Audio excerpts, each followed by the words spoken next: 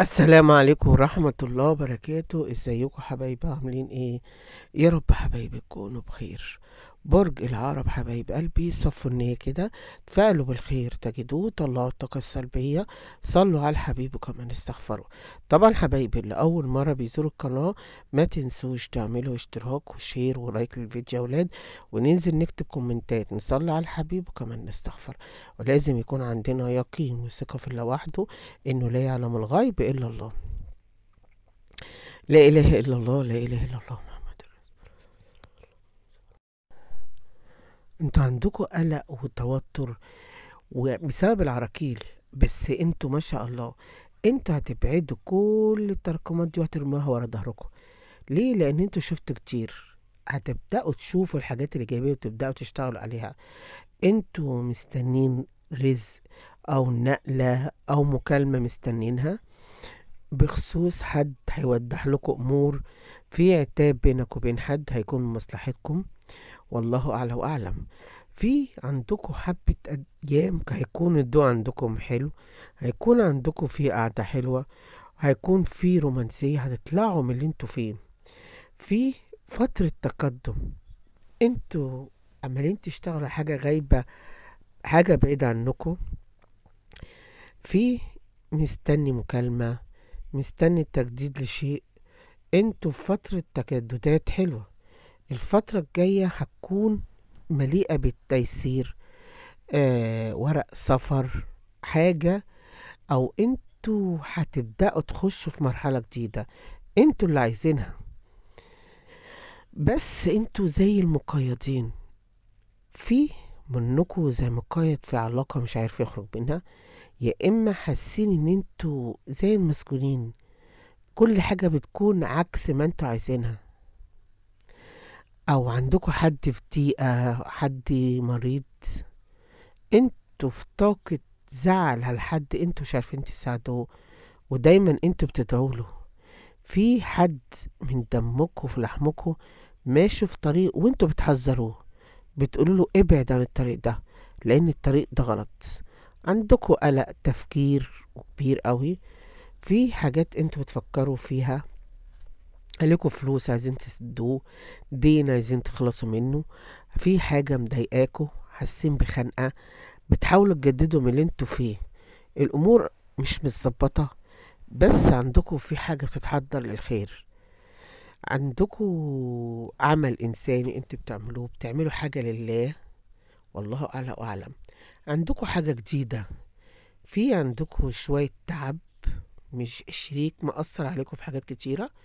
عندكم خروج من حالة سيئة او خروج من الحالة اللي بتضايقاكم. عندكم في حاجة عاطلة في محكمة بقالها فترة. عندكم في ورق، ورق سفر، او عندكم في ورق فيه خير الفترة الجاية. كمان انتوا الفترة دي متسرع في القرارات، متسرع في الكلام، بقى عندكم في اندفاع، دمكم دايما حامي. انتوا بتغيروا جدا عن الشريك مش عارف يفهم كده. في امور بتكون فيها مشاكل، ضغط نفسي، حاولوا يكون في عندكم تمسك شوية، بلاش تبينوا الشريك حب زيادة، ده شايفه عدم ثقة وتحكم زيادة عن اللزوم. فانتوا بتكونوا مضغوطين وبتضغطوا نفسكم في حاجات كتيرة، حصل عندكم خيانة والخيانة انتوا اكتشفتوها، بس انتوا ناويين تردوا على اللي حصل عندكم اكتر من مرة. عندكم في خير ليكم، او هتخرجوا من الضيقة والفترة الجاية دي، وده بإذن الله. انت عندكم ال24 ساعة تفكير، ان شاء الله عندكم في بشرة بنجاح في مشروع وانتوا ماشيين في خير. انتوا بدأتوا مشروع جديد، او انتوا ناويين تبدأوا مشروع جديد. المشروع اللي عندكم ده هينجح بإذن رب العالمين. الفترة دي انت فقدتوا حد عزيز على قلبكم، وانتوا كنتوا بتحبوه، كنت بتحسوا ان الشخص ده بيديكوا دفع لقدام، الشخص ده شخص كان كويس، قررتوا ان انتوا تتعاملوا. في منكم بسبب العصبية الزايدة دي القولون عندكم عصبي، وعندكوا وجع في الجسم، آه بيبقى عندكوا كمان ضغط نفسي. حاولوا كده تهدوا نفسكم، وبلاش طول الوقت تضغطوا على نفسكم. في حد انت ناوي تدافع عنه، او هتكتشف عنه حاجة، او في حد قاعد في موضوع، او في حد انت قاعد في حد هيقول كلام وانت هتندفع وهتقول ده ما حصلش. ليه؟ لان انت مش عايز الشخص ده اللي انت بتدافع عنه هو شخص مخلص ليك وهو بيحبك. في حد عندك كده ممتاز ان هو يتكلم عليك وان هو يجيب في سيرتك، ودايما بينك وبينه مشاكل على طول. فأتفه الأمور، على أتفه الأسباب الصغيرة بيكون في مشاكل بينك وبين أسرتك. دايما كده عندكم حساسية، انت عندكم في سحر بوقف الحال. وقف الحال ده مأثر عليكم ومأثر على أولادكم وعلى الشريك وعلى الأسرة، وده اللي عاملكوا الضغط اللي انتوا فيه. السحر ده بيتجدد، هو في الوقت الحالي واقف، بس تأثيره مأثر عليكم ان انتوا مش طايقين تتكلموا مع حد ولا تتكلموا مع حد. عشان كده انتوا حاولوا تتخلصوا من السحر ده، وحاولوا تحصنوا نفسكم على طول. تستحموا بماء ملح، وخلي تسحبوا اي طاقة سلبية. والسحر ده واقف طول ما انه بيكون تأثيره السلبي عليكم. لو كان تأثيره 100% بقى دلوقتي 10%.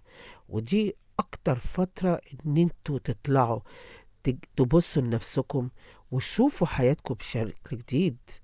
كمان الفترة دي أكتر حاجة هتبان قدامكم، هتكون كده زي الطبق المنور، وهتاخدوا فيها القرارات الحاسمة ليكوا. انت عندكم مسؤولية كبيرة، حاجة كبيرة على كتفكم. في حد كمان بيحبك بس هو خايف عشان انت دايما بتديله ايه، الوش، او مديله ظهرك. في عندك نية حلوة ودي هتدخلك في طاقة إيجابية. في كمان عندك رزق، رزق هيعود على حياتك الفترة الجاية. في عندك مقابلة، لقاء. لا إله إلا الله محمد رسول الله، لا حول ولا قوة إلا بالله العلي العظيم.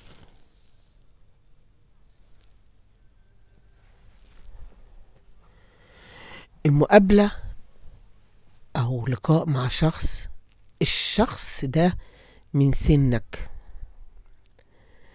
هتتقابل معاه، والشاب ده هيحولك لطاقة إيجابية، وهيديك انطلاقة حلوة، وهيساعدك، هيساعدك في تسديد الديون. الشريك دايما عنده مشاكل مع أهله، في مشاكل، مفيش اكتمال، ودايما جايين وحاطين على بعض. أم الشريك ومعاها واحدة كده زي الحرباية، هي مش كويسة، دايما بيكون عندها غيرة، فيها لقم. انت عندك طاقة سلبية بالنفور، وطاقة كده وسحر، وده مغير قالب حياتكم. يعني السحر ده مدمر الحياة. يعني انت الطاقة السلبية دي هي اللي مأثرة عليك وحياتك متلخبطة. عندك كمان مشاكل صحية، تساقط الشعر، إجهاض، دبلان، كسل، خمول. انت حاجات كتيرة انت بتعاني منها، وجسمك موجوع، وعندك كده في جسمك ألم مش طبيعي. انت بتحمد ربنا على أي حاجة بتخش حياتك. بس كان عندك في مواجهة مع شريكك من كام يوم، آه وحصل بينك مشاكل، بدأت تحط النقط على الحروف. انت بتقوله انت ظلمتني وجيت عليا، انا مش عايز اتكلم تاني. كمان انت ناوي على حاجات كتيرة، عندك في اخ بينك وبينه مشاكل، العيلة عندك فيها مشاكل، في الام تعبانة، في مشاكل، في توتر، في عندك حبة ناس حقودة مش كويسة. واحدة كده مش كويسة، دايما غيرانة، ما بتبينش غير الحقد، ما بت... وبتطلع الحقد ده على كلام ان هو كويس. دايما حاسس ان انت تايه، حاسس ان انت عايش في كوكب لوحدك. دايما بتحس بالحزن في عز الفرحة. انت انت ناوي تشتري عربية، ناوي تشتري شقة، ناوي تشتري حاجات معينة. انت لازم تغير العتبة، ومجرد ما تغير العتبة هتلاقي فيه تحسن وهتلاقي فيه نجاح. بلاش احساس الخنقة والضيقة والحيرة، وبلاش تقول الفرحة ما بتكملش. بفضل ربنا الفرحة دي هتكمل. انت بتسمع اذان الفجر من كتر التعب مش قادر تتحرك، مش قادر تقوم. لا، اوعى تشمت حد، اوعى تدي لحد فرصة انه يشمت فيك. انت قدها وقدود. جت على الفترة دي ان انت مش قادر تستحمل، حاول تخرج من اللي انت فيه. عندك حاجات ملخبطة حياتك، بس ده ما يمنعش ان انت قدها وقدود. كمل وعافر وجاهد ووصل للهدف اللي انت عايزه. مين في الدنيا ما عاش ايام حلوه وحشه؟ ناس كتير. كله بيجاهد وبيعافر. مستقبلك فيه نجاح، فيه طاقه ايجابيه. ادخل باللي انت فيه كده، حاول تسيطر على افكارك، وشوف انت محتاج ايه وكمل عليه. اعرف ازاي تحل المشاكل، وعشان تحقق حلمك الفترة الجاية هتعرف تسيطر على أمورك، وهتحاول تفصل كمان دماغك من كتر التفكير. بس بلاش الصدمات اللي بينك وبين أصدقائك.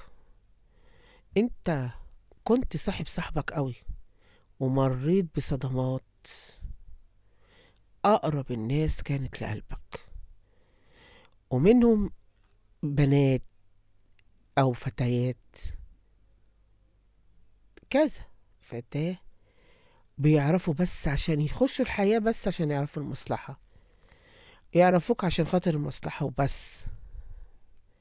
حاجات كثيرة جدا. انت الفترة الجاية حاول تكتم وتداري، تكتم على حلمك، تكتم على هدفك. إيه؟ حياتك هتلاقيها اتحسنت. اوعى تشمت حد فيك وانت قدها وقدود. اوعى تخلي حد يتسلى عليك. الفترة الجاية دي هيكون عندك في ازدهار شهرة وفي مكسب. انت ما عندكش كده نجاح في حياتك العاطفية ليه؟ انت عشان حظك قليل، وهدفك هو الهدف الأساسي في حياتك.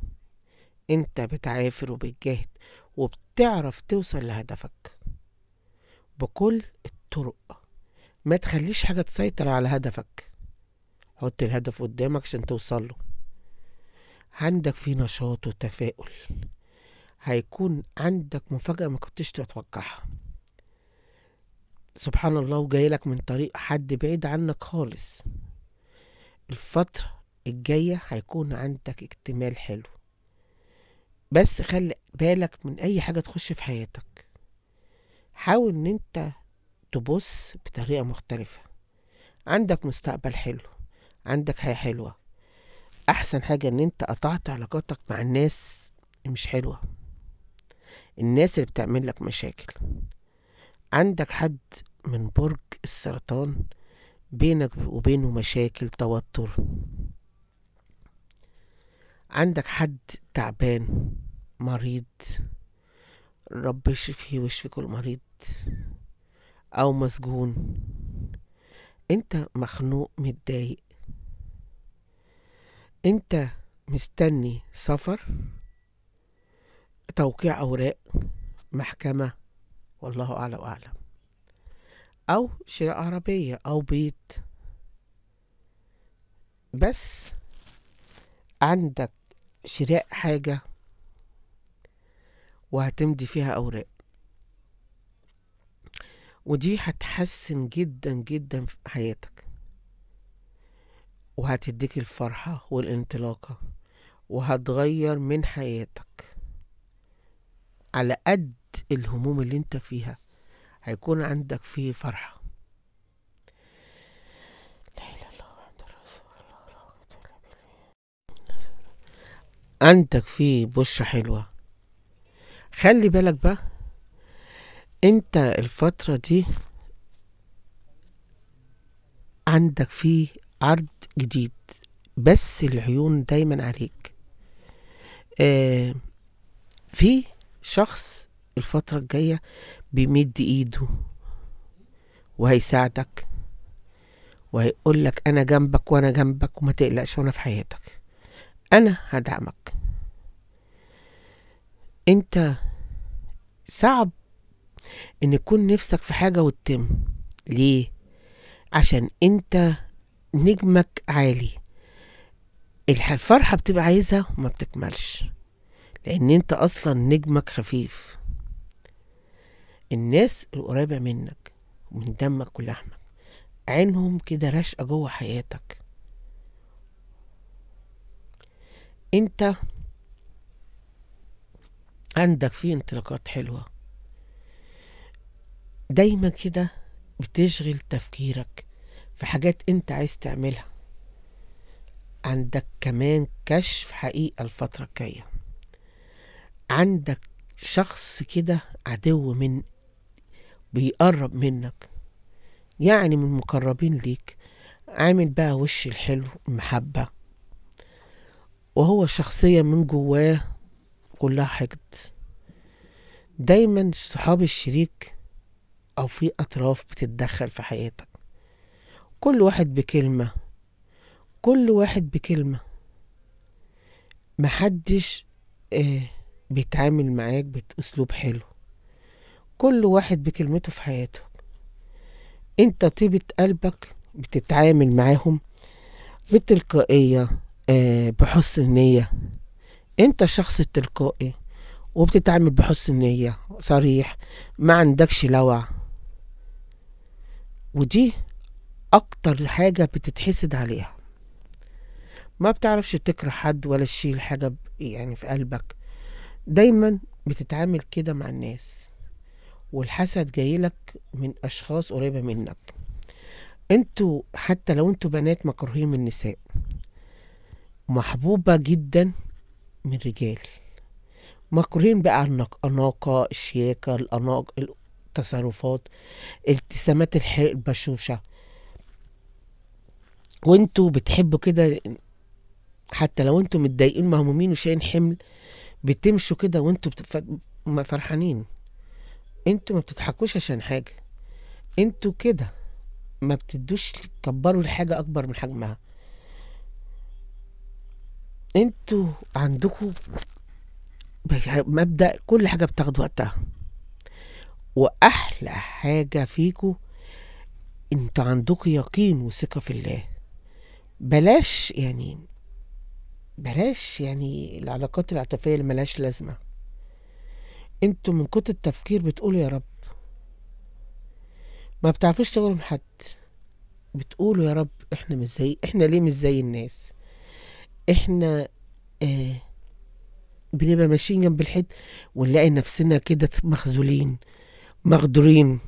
انت تعبت، ما تعرفوش ممكن ان ربنا شايل لك اصلا حاجة حلوة، ودي هتغير من حياتك، وبيأخر ده عشان لما تجيلك تعرف قيمتها. الاعراض اللي انت بتحس بيها دي، ان انت بتحس متضايق، مخنوق، تعبان، كل ده الطاقة السلبية. انت زعلان على الثقة اللي انت اديتها للناس ملهاش لازمة. بتقول لنفسك لو يرجع بيا الزمن من تاني ما كانش ده يبقى حالي، ولو رجع بيا الزمن هعمل حاجات هتغير حياتي خالص. عندك صراع وركود، بس عندك في فرحة هتغير حياتك